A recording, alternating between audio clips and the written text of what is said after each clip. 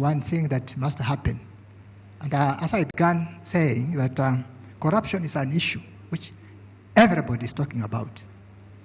But we are not talking about corruption as an issue that concerns me as a person. What I've been listening to as we have been discussing here is that corruption, we shall fight it. We are showing somewhere where we are going to fight corruption. My appeal is this: let there be a personal accountability. Secondly, the culture change. Unless as a society we move away from pointing at another person to taking personal responsibility, whether as accounting officers or state officers or legislators, we cannot move. And at the SEC, for instance, we have a very robust way of trying to bring that awareness, the training of officers in the counties. We have done that, developed codes of ethics, but there are many papers when they are not internalized by us. And therefore, I think we must begin as a people to take the duties that God has given us in those offices as service to others and for the good of our nation. And as I finish, because Mheshimiwa has told me, Bishop, pray for some of these people. I want to say for those in the Christian tradition, today is Ash Wednesday. And if at all you want to dedicate anything in your life on this Ash Wednesday, dedicate yourself in the fight against corruption from within where you operate from. And these 40 days of Lent, you might wake up to have changed Kenya. Because Jesus said, what corrupts comes from inside. Out of the heart of this person comes corruption, which is hitting all of us. So let's move away from expecting DPP to jail people, but to us taking responsibility in the offices where we operate. May God bless us. Thank you very much, Bishop. DPP, in half a minute, give us your last comment. Thank you. Maybe my last comment will be on where Governor Kigi has left on the issue of requesting governors and other officers who are elected to step aside when they are charged with corruption and economic crimes. And where does this come from? It comes from the fact that it is very, very difficult for us prosecutors to prosecute somebody who is still in office. It means that the witnesses, especially like if you consider that these are procurement matters, the witnesses are coming from the same office. So if you can envisage a situation whereby yourself, you are expected to testify against your own boss. Even myself, if I'm called upon to testify against Nuruddin Haji and he's still in office, then definitely I will not tell the truth, or I will recant. So we have had examples of witnesses who have been intimidated. They recorded very good statements, but when they go to court, they recant their statement. Others come back to us and tell us that they have been intimidated. Others, maybe they have been bought off. Then others simply disappear because they consider their jobs to be much more important than the case against their bosses. Then you also note that other public officers, including the CSs, PSs, and others, once they are charged with corruption and economic crimes, and we know many cases in point, they have been suspended with half pay. And I would wish to inform Governor Kingi and others who might not be aware, the DPP has already filed a petition in the Constitutional Court because it seems like it's discriminatory. If I'm a public officer and today I'm charged, then I'm supposed to vacate office the same day with half pay. Why should it not be so for the others? Again, we had the international conference on 24th and 25th January, where the DPP raised the same issue. So that was a forum where most of us were also there, and he raised it, and he said he's pursuing it up to the end. If we are not asking the governors and others to vacate office, then we should also not ask the public officers to step aside when they are charged. The other issue I would like to raise is also to inform the forum about other measures over and above prosecution, which we are employing in dealing with corruption. We have plea bargain. You note that even in developed jurisdictions, it is not every case that must go to full trial. Even very serious cases. An example in point is the Akasha's case, and it's a drug case. This will minimize the time that is taken to prosecute all these matters. And we have come up with the guidelines on how the prosecutors are to apply this when dealing with pre-bargain, so that they are not misused or they are interpreted to be like corruption on top of corruption.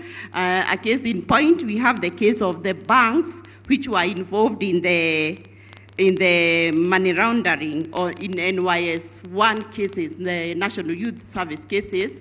We had filed some money laundering cases against them, and we dealt with those cases through pre-bargain, and we are able to recover 65.5 million as fines for those banks.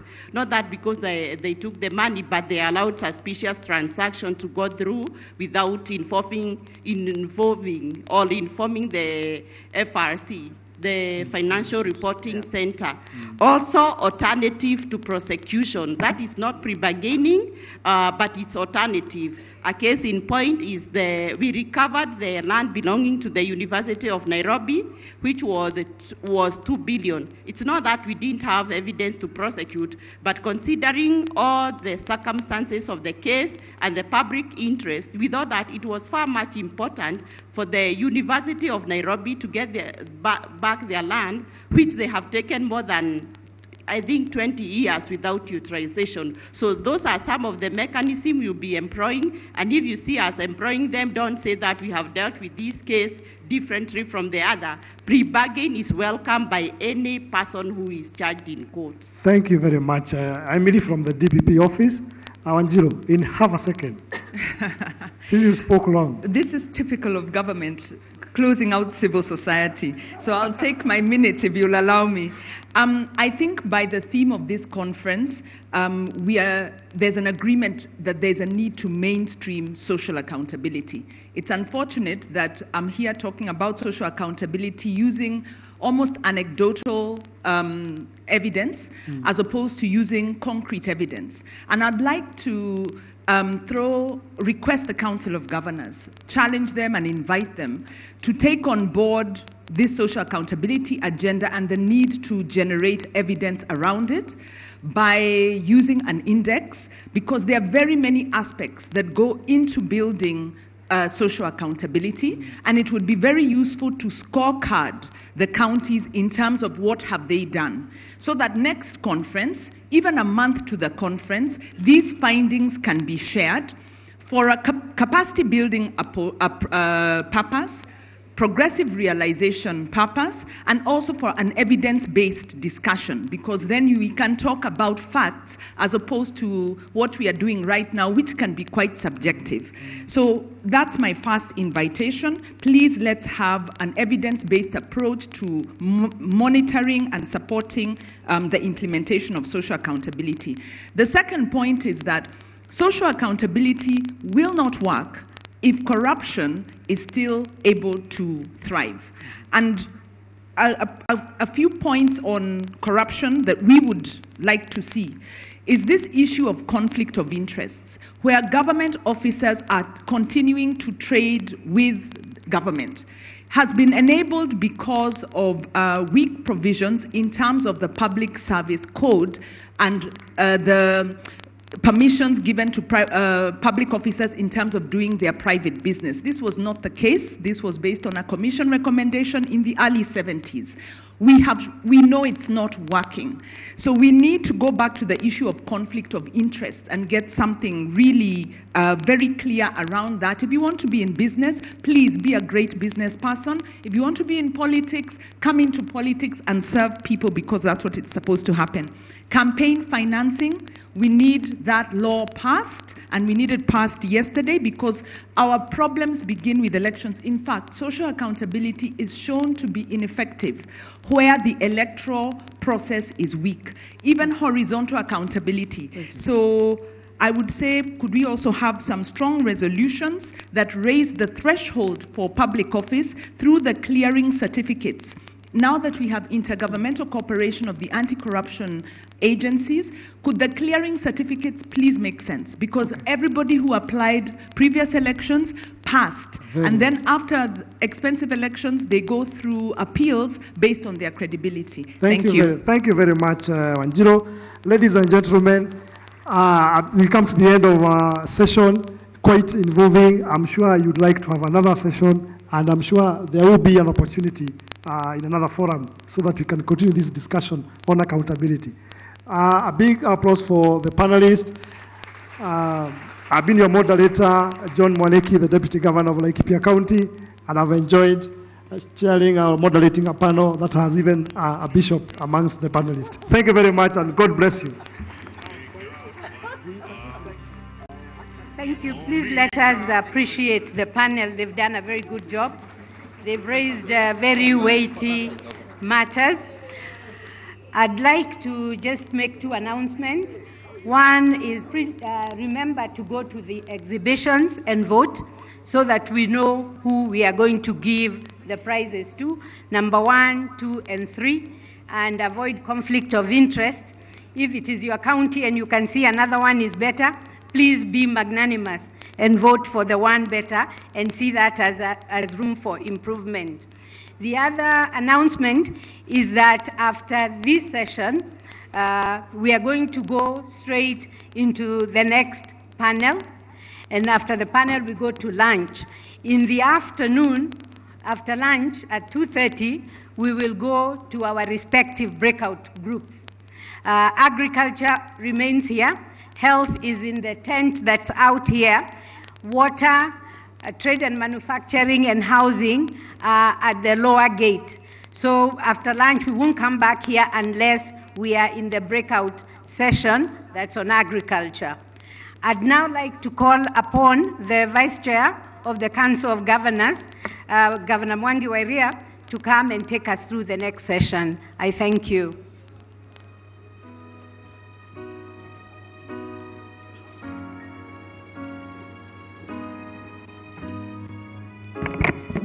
Thank you very much for a very incisive session.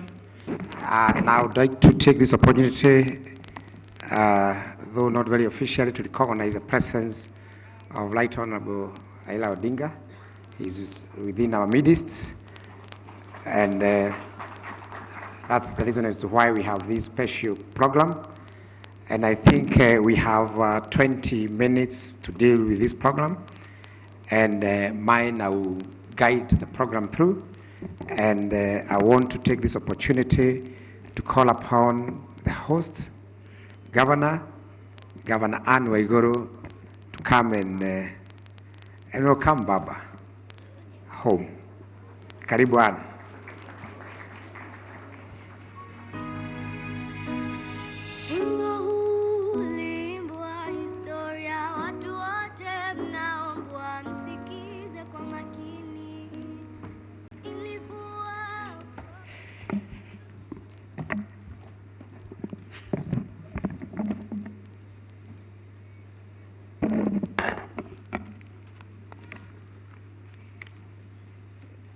The Right Honorable Engineer Raila Amolo Odinga, AU High Representative for Infrastructure Development in Africa,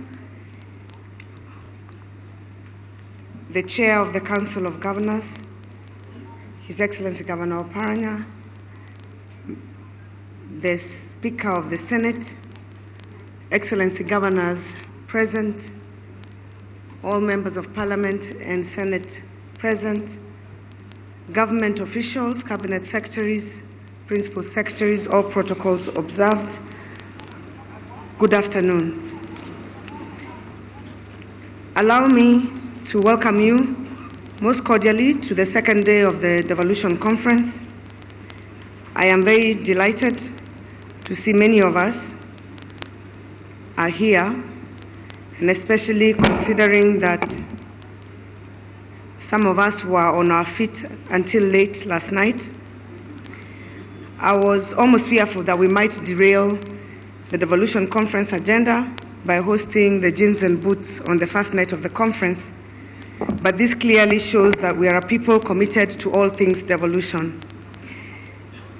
My remarks this morning will be very brief to allow us to make the most of the scheduled program. Our task today is of great importance, and we will be focused again on the Big Four and how we can create an enabling environment at both levels of government. Looking through the program, we have an accomplished panel of speakers and moderators, and therefore it is reasonable to expect that there will be applicable insights and actionable outputs from the sessions throughout the day. Allow me therefore to cordially invite all of us to make the most of these sessions. Let us purpose to actively engage, openly and share widely, and deliberate on the issues that present themselves for discussion. It is said that a life that is lived in service to others is a life well lived. Above all, let us keep in mind whom we serve, why we serve. Kenyans are keen to see results. We must therefore affirm the principles of good governance as we've had, accountability and transparency, and where necessary, embrace change so that Kenya's faith and confidence in a more equitable and prosperous nation is realized. As I conclude my remarks, I am made to understand that there is a chairman's dinner this evening that is hosted courtesy of LAP Fund. We're very grateful to LAP Fund, not only for their support towards devolution, but also for allowing us to eat the fruits of our retirement before time. So with those few remarks, welcome to Kirinyaga, and we wish you a very fruitful second day. Thank you. Thank you. Baba has been welcomed home, and I think he has heard that there is dinner. Yesterday we had a short dinner and the other Baba attended. So if you make time, you can also attend that dinner as extended by the chair. We are now going to have short remarks from the Minister of Devolution, because this conference was delivered by the Council, the Minister of Devolution, and Senate, and therefore I welcome the Minister for Devolution, Hon. Eugene Wamalwa.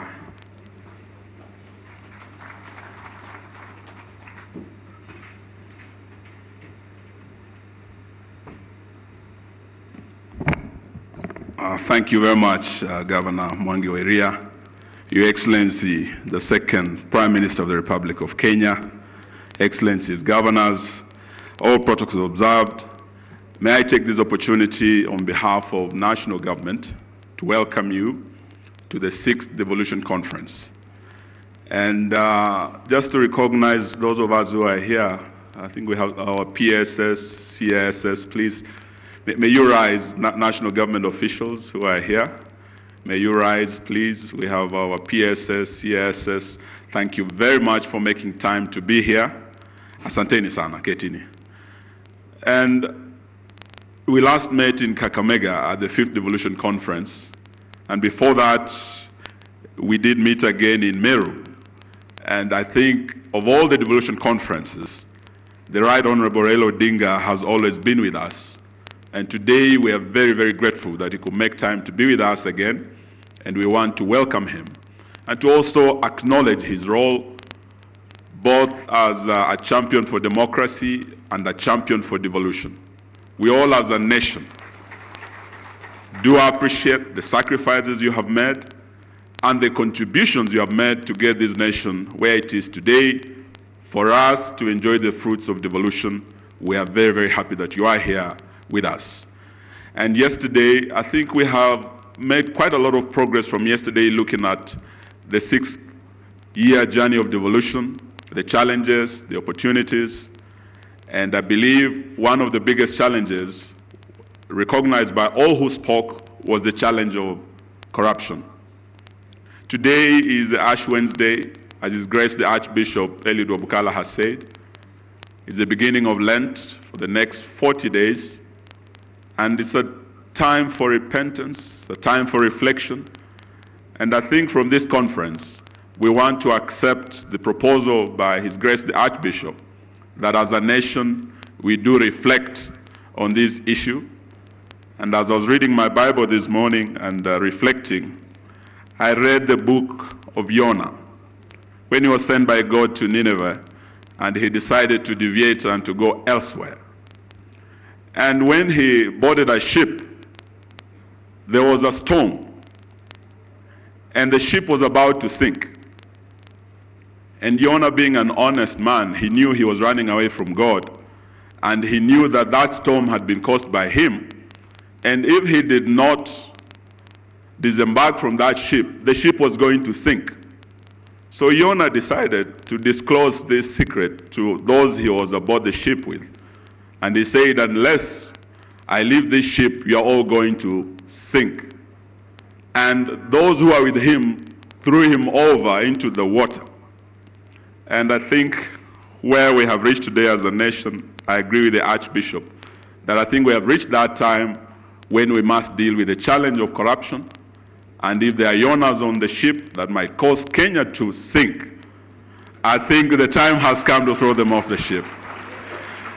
The Right Honorable Raila Odinga, being a champion and a crusader, an anti-corruption crusader, I think we benefit from his wisdom today, and we are anxiously waiting to hear. The focus, Your Excellency, is on the Big Four.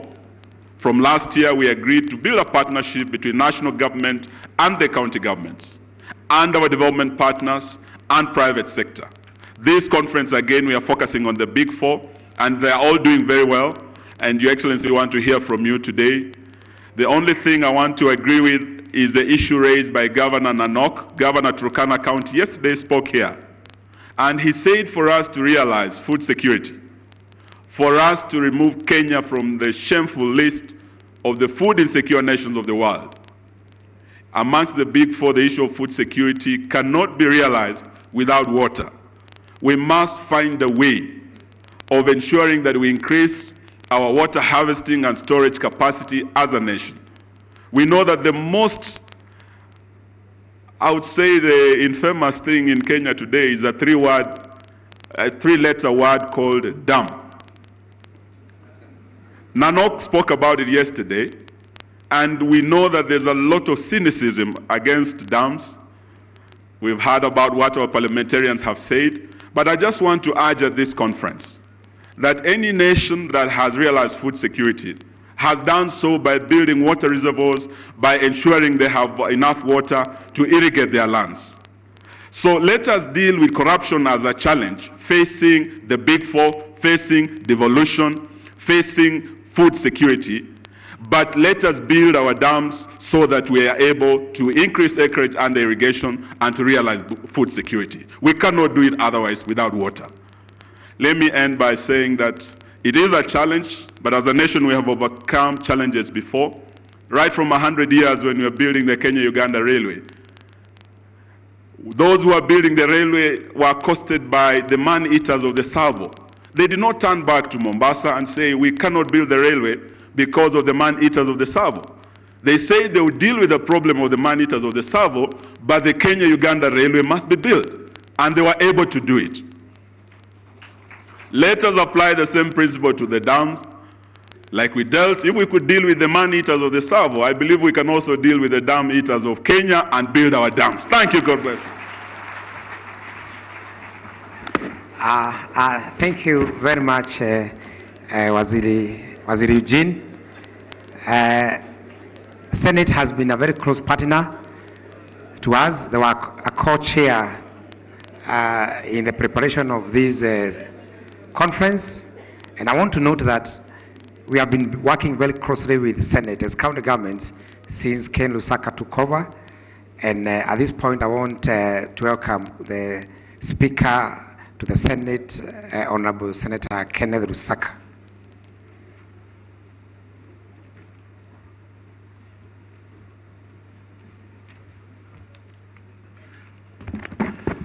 Our guest today, the Right Honorable Raila Odinga, all devolution stakeholders present. Let me also take this opportunity, Right Honorable, to welcome you, but before I say one or two things, let me introduce the senators who are here today, ask them to be upstanding, and I'll say something about them. Thank you, let's clap for them. Right Honorable, these ladies and gentlemen who are standing are now the reigning champions of soccer this year, having beaten my colleagues, the governors, and also beating MCS 4-0, and I scored one of the goals. So thank you very much. That is very significant, Right Honorable, because I know you love soccer. And it's also significant because for the last 3 or 4 years, the Senate did not actively participate in the devolution conference. I remember when I was a governor and we were in Meru, we only had 2 senators coming. From yesterday, in Kakamega we had 43, and yesterday we had over 20 senators attending, and you can see they are still here. This is the relationship that we want to build, because as a country and as a family of devolution, we really must work together. And like the other years when we concentrated on tackling each other instead of tackling issues, I think this time we are tackling issues that are facing devolution. And that is why we are here, and I'm proud to be heading that institution. We are working together, and I want to assure you that we'll continue supporting. Just from my experience, I know we are going to talk about the referendum, but I think in my view that the referendum should be people-based. It should focus on strengthening devolution. It should focus on sending more funds to the counties so that they are able to realize the activities that they plan to do. Then the other things can follow after we have strengthened that. And closely related to that, we must also strengthen the institution that defends devolution. That is the Senate, because I remember when you, like they say, when you want to kill a dog, you give it a bad name and then kill it. In 1963, we had Senate. 1966, it was abolished, and Majimbo also went, and everything recentralized. So I think we don't need to go back. We need to strengthen the Senate, because that has is the institution that has mandate to look at the counties and the county interests. So as we get into that discussion, that is where we should be. I just want to comment using my past experience, because like you are aware, Right Honorable, and the others, I was the other side up to last year when I crossed over. I was not in to listen to what the Auditor General said, but I think it's important that that office is strengthened, and he has addressed it very well. The only challenge that I saw, and I don't know what he will do about it, is that sometimes the input of the governors was not there when the final report is written. They would give inputs, but then it's not captured. That's why by the time it gets to Senate, you realize that a lot of issues would have already been addressed by the time it's getting. So I think it needs to build a capacity, and like you have said, you're going to automate. I think that is the right way to go. Secondly, this is food for thought. If you look at County Government Act Section 33, it gives general responsibility to the governor to, in terms of management of the county. But having also worked as a permanent secretary, I remember I was the accounting officer, and therefore I was the one who was appearing before the Public Accounts Committee to respond, because I'm the one who was signing the documents in terms of what was going on. So in this case, where you have chief officers being the accounting officers in the counties, how do you hold the governor responsible for what has happened unless he takes political responsibility?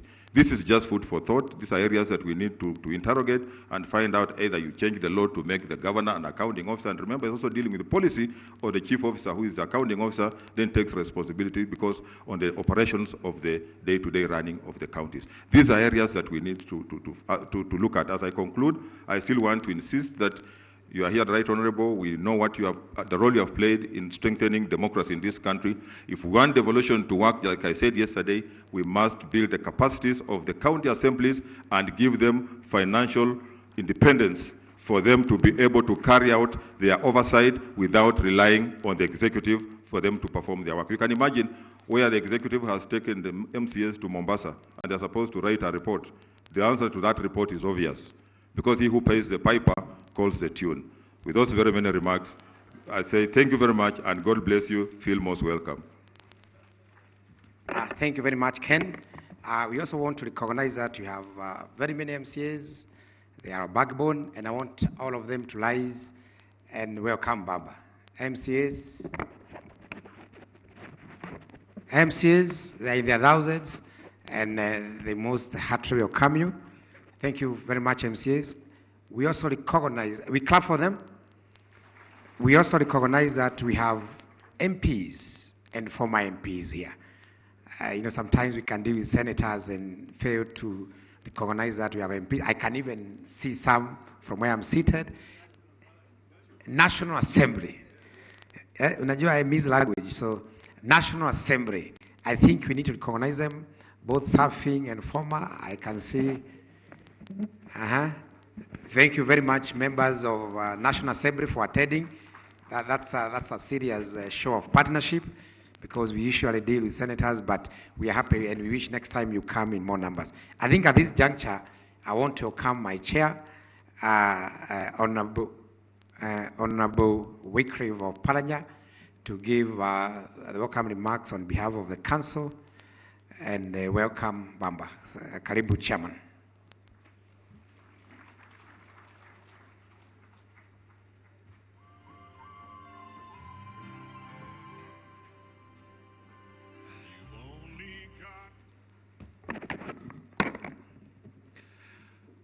Your Excellency, Right Honorable Raila Odinga, the former second Prime Minister of the Republic of Kenya, Excellencies, governors who are here, honorable members of Parliament, development partners, and honorable MCAs, and the rest of you,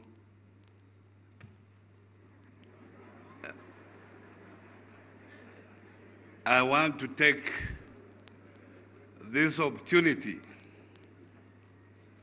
to welcome His Excellency Raila Odinga to this 6th Devolution Conference. But before I make few remarks, I want also to recognize others who have played a very important role. And as you all know, this is a function of the Council of Governors. So we have governors here who have sacrificed their time and, of course, resources, counter resources, to contribute to this function. Yesterday, the list was long, so I could not recognize each of them. But because today the list is short, I will recognize each of them. I will start with His Excellency Wairia Mwangi, the Vice Chair. Just recognition, you're already here. The host, His Excellency Anna Waiguru.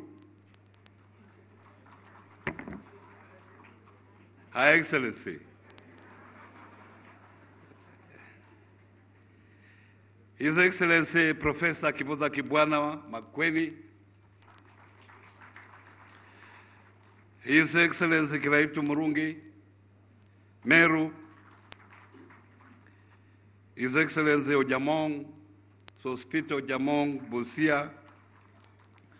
His Excellency Tis Baringo. His Excellency Sang Nandi.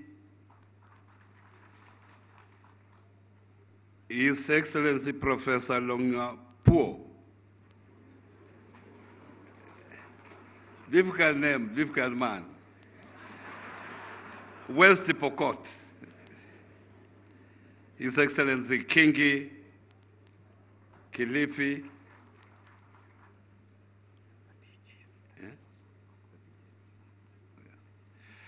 His Excellency Otichiro, my brother, my neighbor in Kakamega, His Excellency Khaemba, His Excellency Ongwae Kisi, His Excellency Nyangarama, Nyamira, His Excellency Tolkos, Elkeo Marakwet, and finally His Excellency Paul Cheponye Kericho. Maybe I don't know if I have left one. Mandako. And yesterday, I didn't know that Mandako is a great musician. I wish you were there, you would have enjoyed this music. And then the deputy governors who are here, Wambora, Embu, sorry, man of 9 lives.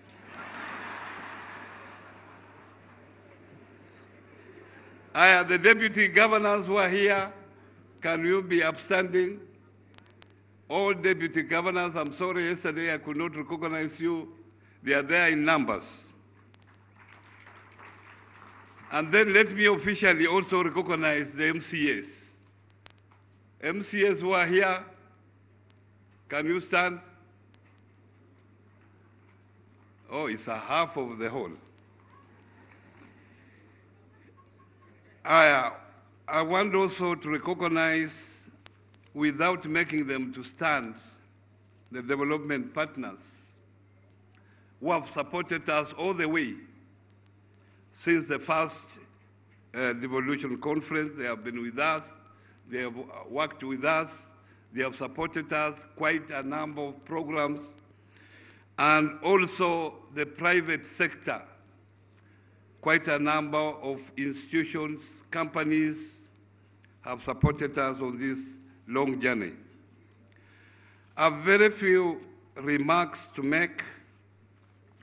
One, Your Excellency, this devolution conference focuses on the Agenda 4. And we thought, as a devolution family, we wanted to also prioritize the agenda of the national government and to show that we are committed to that particular agenda, and the fact that most of those issues that they are trying to address are devolved, we decided that let us take it as our agenda during this devolution conference. But as we do so, we have said clearly that we need a clear roadmap of how counties are going to be involved in this process. So involvement of the county governments is going to be very, very crucial for us to achieve the Agenda 4. So we need clear policies and also legislation, if need be, so that we are very clear on what we are doing. So we want, through the Ministry of Devolution, to tell government that we are committed to Agenda 4, and that's why we have chosen it, and we need clear guidelines of how we are going to get involved as county government. We still have very many teething problems on devolution, and we appreciate the role that you have played. And in fact, in history, we will say that you are the father of devolution in this country. Because we are where we are because of your agitation on devolution issues. But there are challenges that we have been facing, especially on functions that we feel that the national government is undertaking, which we can undertake. And this we have been discussing for the last 6 years, and some of the areas are to do with roads. The roads there has not been clear demarcation of which roads we are supposed to do and which roads national government is supposed to undertake. We came up with a definition, but unfortunately, it has not been followed up to now. The other issue that we still have a problem is the water. Water sector, you saw how our colleague in Muranga fought the war, the water war. And water, as you know, is a very crucial commodity if we have to prosper as a nation. So the roles in terms of water must be clear. We, as a devolution family, we support the referendum, the much-talked referendum, if it comes. We support it, but we are going to support it so long as it is addressing the issues to do with the devolution. We feel that the functions that we have been given under Schedule 4, the function we have been given under Schedule 4 do not correspond to the resources that we are given. This year, there is an allocation, proposed allocation of only 16% of the total revenue, which we feel is too little if we have to carry these particular functions adequately. So we are with you when it comes to issues to do with the referendum, but so long as the issue of devolution takes the center stage. Allocation of resources, we have talked to this, we have engaged the national government, we are planning, we have scheduled a summit meeting on 26th, and this is actually a major agenda that we have to discuss at that particular function. There are quite a number of other issues that I don't need that I should bring here, but the issue of census is coming up. This is a very important exercise because I remember I presided over the last census. It's a very important exercise for the nation. So we feel that counties should be appropriately engaged so that they participate as required, so that we have correct figures that we can use in planning, that we can use in resource allocation. So that is very, very important.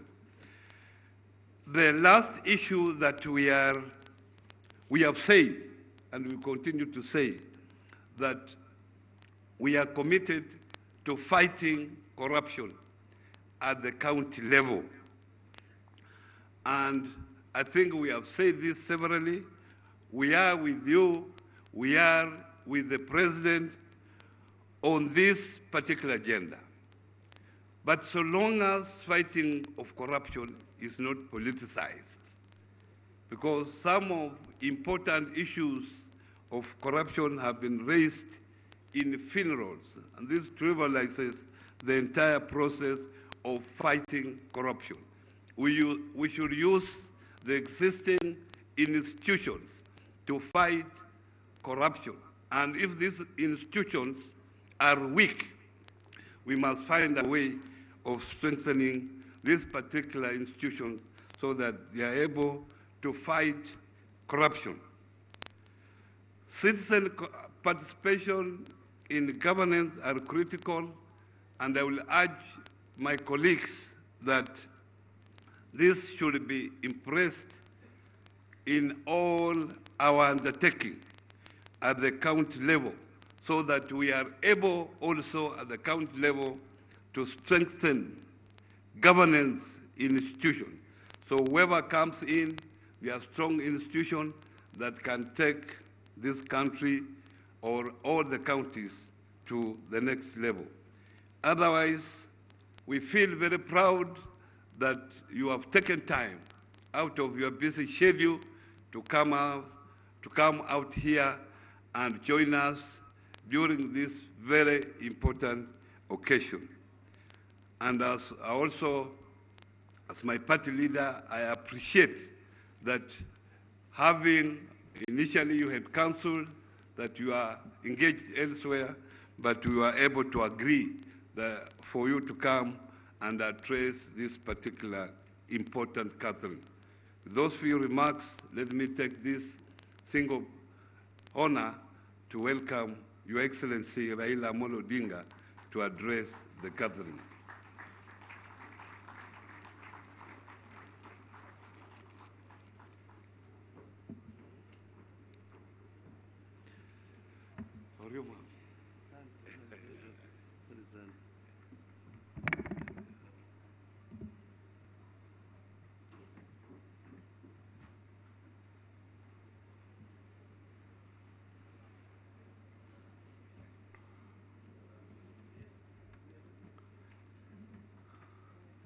The Chairman of the Council of Governors, Honorable Wycliffe Ambetsa Oparanya, the Governor of the County of Kirinyaga, Madam Annual Guru, the Speaker, Governors, the Senators, MCAs, ladies and gentlemen, Hamjambo. Hamjambo tena. I feel very honored to have opportunity to come and talk to you this morning. Initially, I had been invited, but the date clashed with my other program as the AU High Representative on Infrastructure Development. That's why I told the Governor of Paranya that I may not be able to make it. But somehow I was able to wriggle out of that to enable me to come and be with you here today. I always look forward to coming to this event. I do so because I continue to believe that devolution is the best thing that Kenyans ever gave themselves since independence. And I come here faithfully because I recognize and respect the governors and the work they do as the people on the ground. Last year when we were in Kakamega, there was an advance report about Kirinyaga, that the deputy governor had been attacked somewhere because it was like blackmail, and I think because of that, Guru actually decided to campaign that Kirinyaga be the next host. So they can benefit from what Kakamega did benefit from. The last time, the Governor of Paranya was very grateful that the delegates were working very hard, but also sparing him the electricity bills at night, because they're working without lights.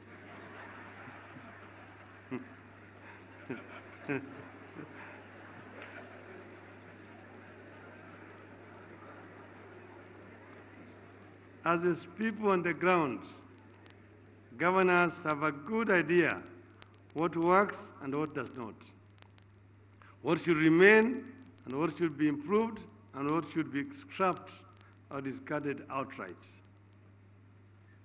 And that is also why I continue to call for a close and cordial working relationship that is between the county government and the national government.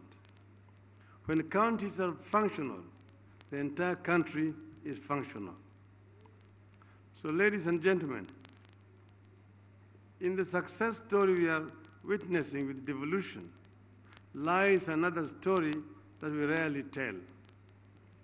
It is the story of change. Change is always scary. Our human being is a very conservative animal. It is always used to the beaten path. This is the road from home to the water place. So long as you remain on that road, there will be no problem. But when you deviate, then there will be resistance. It implies a shift in thinking and reorganization of institutions, communities, and even government. That is why change is resisted through numerous excuses. But change is good. If you do not change, the change will change you. The story of devolution tells us never to fear change. The story of certain parts of the country getting tarmac roads, piped water, and street lights for the first time since independence proves that devolution has brought life where both the colonial government and independent Kenya failed. Change is the only constant thing in life. Successful nations are those that refuse to settle for less and constantly review and probe their systems and structures with a view to making them more perfect and responsive to the emerging challenges and changing circumstances. Devolution has done what conventional thinking and the fear of change failed to do for over 50 years. Nobody should take that for granted. Today, I wish to share some quick thoughts on our journey of change going forward, particularly with regard to devolution.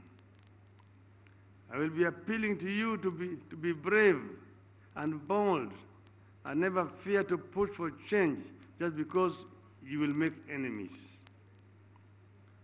What the successes of two levels of government means is that devolution is here to stay with us.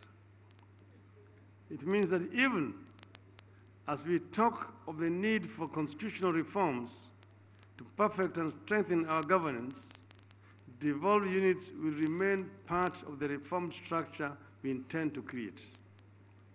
Our task should be to ask ourselves, how? Because this devolution conference is taking place against the background of intense debate about constitutional reforms, one of the issues we must address ourselves to here is what should be the most appropriate structure and the content of sustainable devolved government in Kenya now and into the future. One of the facts we are dealing with, but hardly acknowledging, is that a number of our counties as they are today are too tiny to compete and to marshal internal and external resources for their development.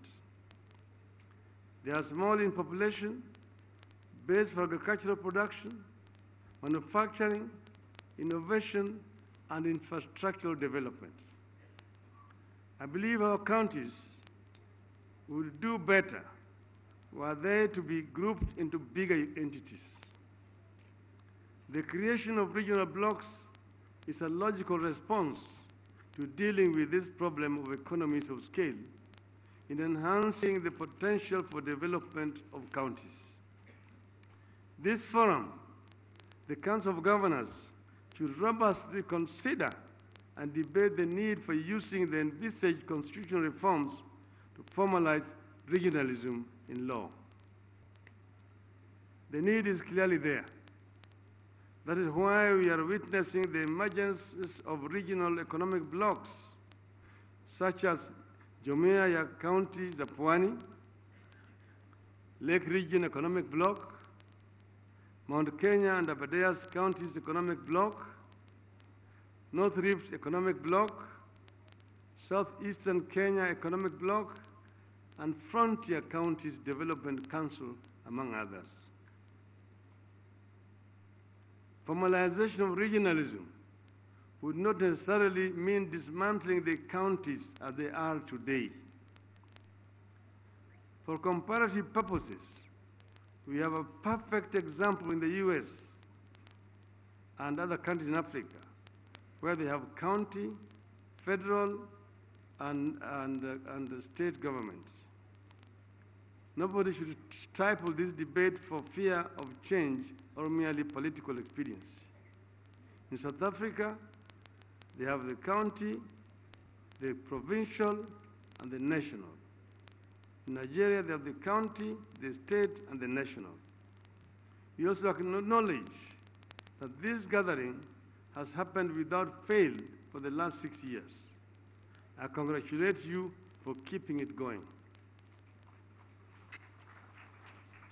However, to make it more effective and avoid being seen as a mere talking shop, I want to recommend that devolved units adopt some kind of peer review mechanism and a system of performance evaluation and reporting.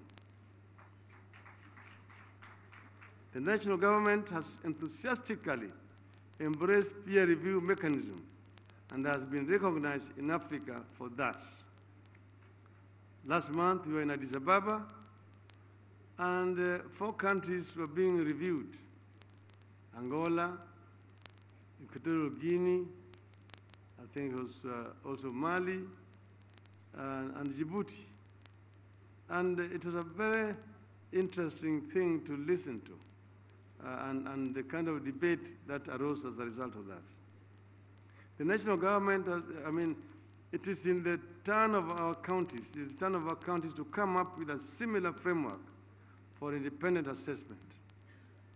I'm talking of a structured journey for peer learning, capacity building, ensuring that we emulate success stories, and correcting one another to improve the lives of our people.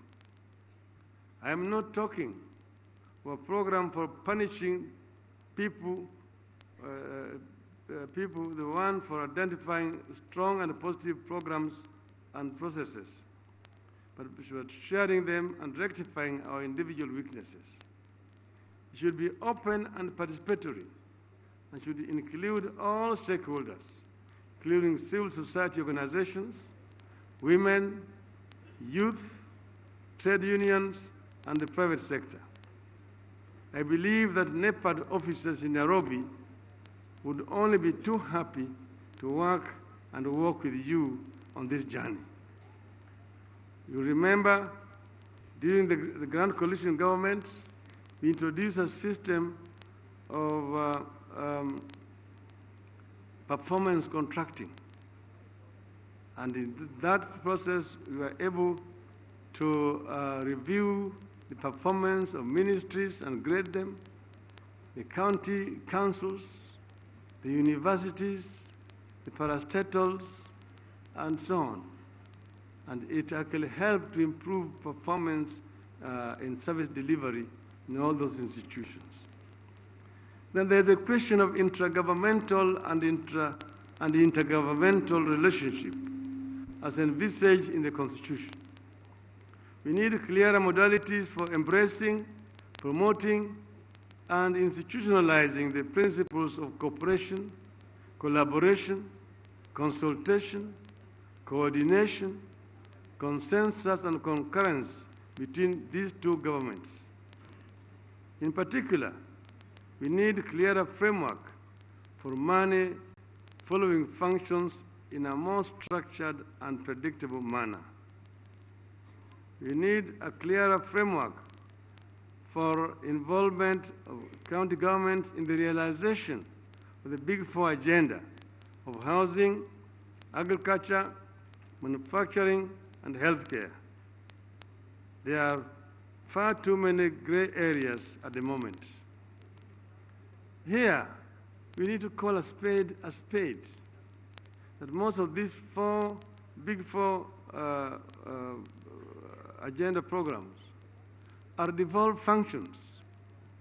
And therefore, the county government should take the lead in the implementation of these, and that resources should be devolved to the county government to do them.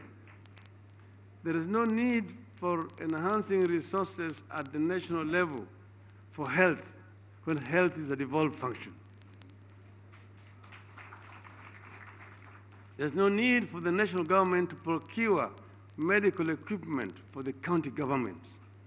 the county government among themselves should create a mechanism for bulk purchases of equipment and supplies in the health sector. The same will go with housing. The same should also go with agriculture, generally. These are functions which have been devolved. The Minister of Agriculture should not be busy procuring fertilizers for farmers. The county government should be doing so. So the resources need to be devolved. Roads don't need to be properly classified. And when I was Minister for Roads and Public Works and Housing, we did a national road reclassification throughout. The one which was done after that, the one which was meant to remove some function from the counties. I think we should go back to the classification of roads which was done in 2003, 2004, to be clear as which roads should go to the counties and which roads should be the responsibility of the national government. In my view, the national government should deal with international highways and national trunk roads, period. The rest should be the responsibilities of counties. Further, we need a clearer framework for the partnership in addressing our troubled fiscal situation, with particular focus on our revenue collection in the counties. Improved revenue collection in our counties is important, not only for counties, but for the national economy as well. In the spirit of intergovernmental relations, the national government needs to provide counties with practical and effective experiences for boosting revenue generation and collection, in addition to other measures that will strengthen fiscal policy of counties and the ability to finance development plans. In a nutshell, a little bit of thinking outside the box is necessary and inevitable if we are to improve on the structure, the quality, and the content of devolved governance. But having said that, let me now add something on this animal called corruption. Because all this development will not happen unless we tame that dragon called corruption. And I've said before that corruption exists virtually in all countries in the world. The difference is what is done when it is discovered. This is the only difference in regard to corruption. In places like in the United States and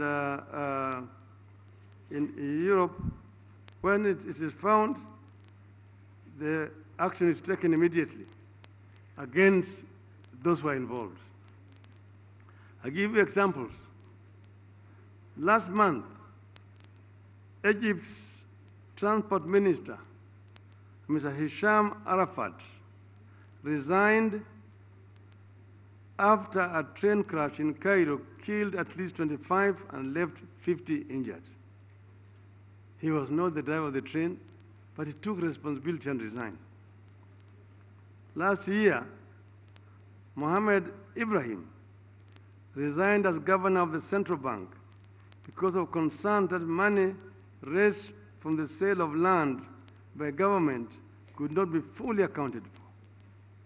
Nobody said he stole the money, but it was enough that the money was lost under his watch.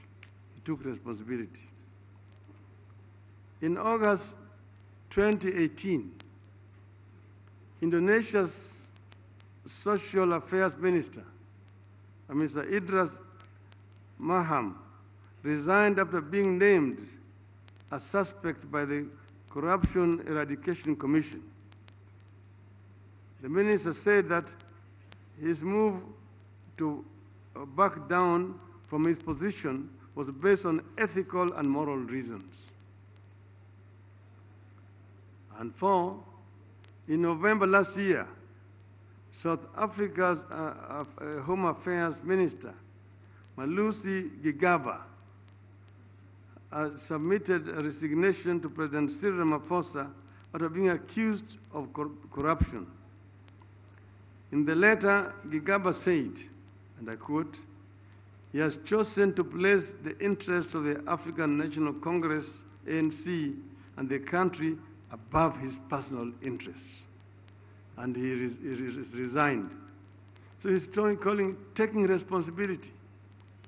You will remember about 4 years ago or 5 years ago, a president from South Korea came to visit Kenya here, Madam Park. When she went back to Korea, she was accused of having given favor to one of her friends. And then she was eventually impeached by Parliament. And having been impeached, she was arrested and charged, and is right now serving a jail sentence of 25 years. One of the politicians I admired most in Brazil, the former President Lula, is right now in jail. And in fact, the courts recently enhanced the sentence against Lula in Brazil. Last year, the Indonesians, the Malaysians, because they were sick and tired of the corruption under the former prime minister, voted Mr. Mahathir at 94 years of age to come back. And Mahathir immediately moved to action and arrested the former prime minister and his cohorts. And within 2 months, they had recovered $50 billion of money which has been lost. And that former prime minister is in jail as we're talking today. So, what about here in Kenya? You hear about these mega corruptions, and they're not fictions. They are facts, they're allegations. But then, when this happens, the matter is highly politicized. Instead of the politicians leaving the institutions charged with the responsibility to deal with them, politicians take it upon themselves to rush to funeral gatherings of our communities being targeted. So being targeted, you're ruining the future of the children of our community, and so on and so forth. Why are we only targeting people here and there? If corruption is in a particular department, you arrest those who are there.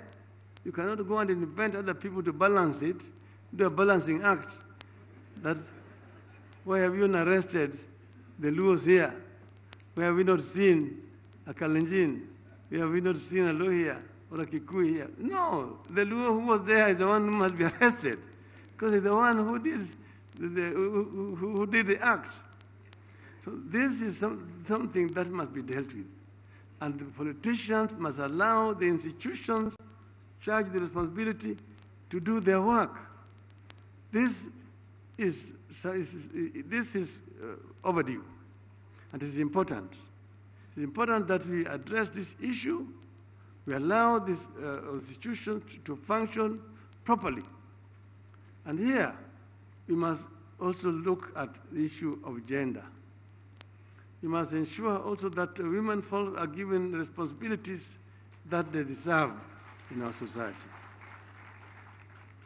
We must recognize our women because our women are capable of doing the right things. So we must give them the responsibilities. Not that this is just a woman. No. She is a Kenyan like any other Kenyan. She must be given equal opportunity like any other Kenyan. So what we are seeing today is what is common in those who live in towns, in estates, where I lived as a child, where when a thief has stolen and anafukuzwa, mwizi huyo. Sasa ile mwizi anakimbia na anaona mtu mwingine ambaye mwoga, akiona kama mwizi anakuja anaanza kukimbia. Mwizi anasema mwizi huyo.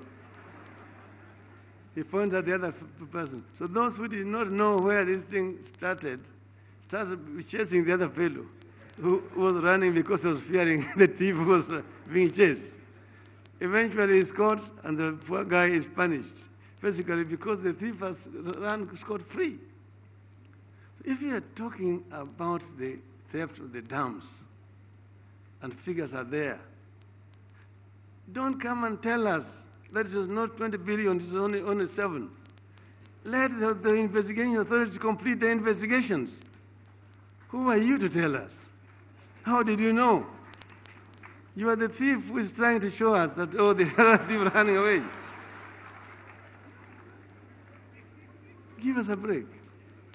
And as I said the other day, Kenyans must not say enough is enough, and that nobody is above the law. And as the president said yesterday, if you have got evidence against him, take it. Bring me any evidence against the president, I'll take it myself. If you fear to go to see me. So let us wait for the investigation to be complete. Let everybody else. Let everybody else. And if the Indonesian can, the minister can resign. If the Koreans can imprison a sitting president, why should Kenyans not do anything? So let's agree that this thing will happen to everybody. If it is Raila Odinga, Raila should answer to himself. Everybody should be allowed to carry their own crosses without involving other people. This is what I wanted to share with you. Thank you very much. I wish you all the best.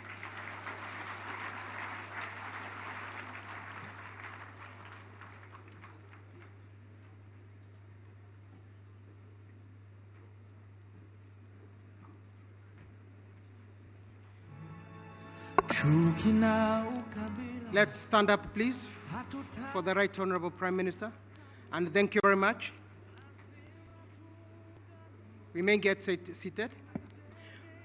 We are moving straight. Sorry, I will ask the Vice Chair to come and take us forward to the next panel, to the program. Thank you very much. We can all sit down. I think at this juncture, we want to appreciate the coming of the Prime Minister. We have a small gift which we want to present over to the Prime Minister. Anne, you can join us. Lusaka Ken, you are part of the Devolution family. You can join us. And Waziri Eugene.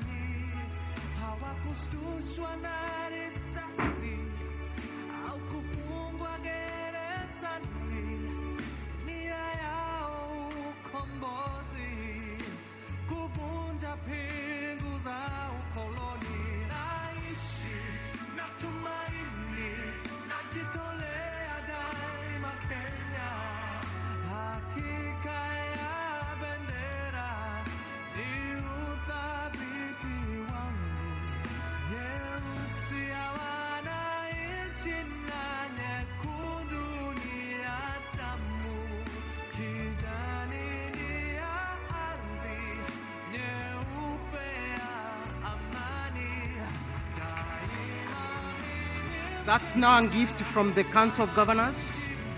It's a gift from the Council of Governors. It's a lion that is being given to the Right Honorable Prime Minister. And thank you very much, please. Let's clap.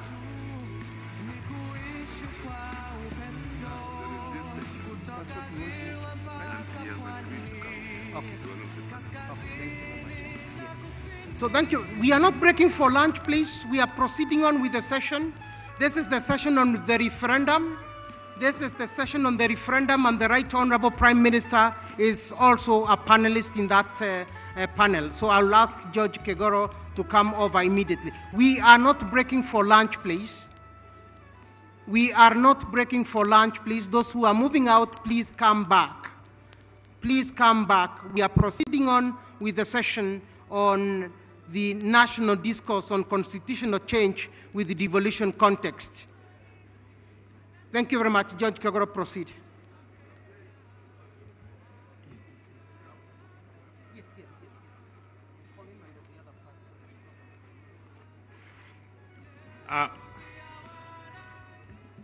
May I please have all the participants in this session to come up stage, please.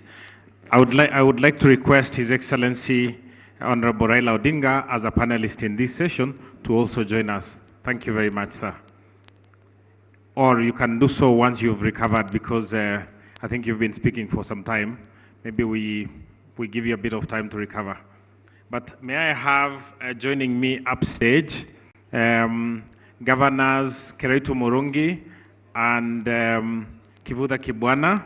May I also have Senator Kithure Kindiki and Honorable Jeremiah Kioni. May I have Joseph Arimba Kaberia, that is the County Speaker for Meru. May I also have Architect Lee Karuri, and finally Diana Sifuna. Thank you very much.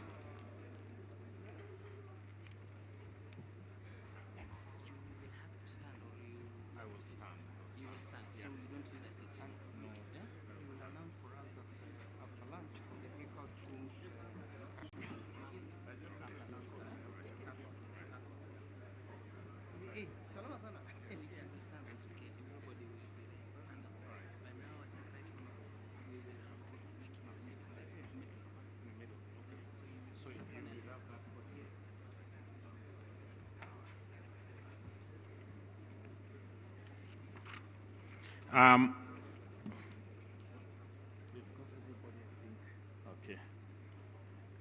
We will try and run this session within 1 hour, so we will break for lunch.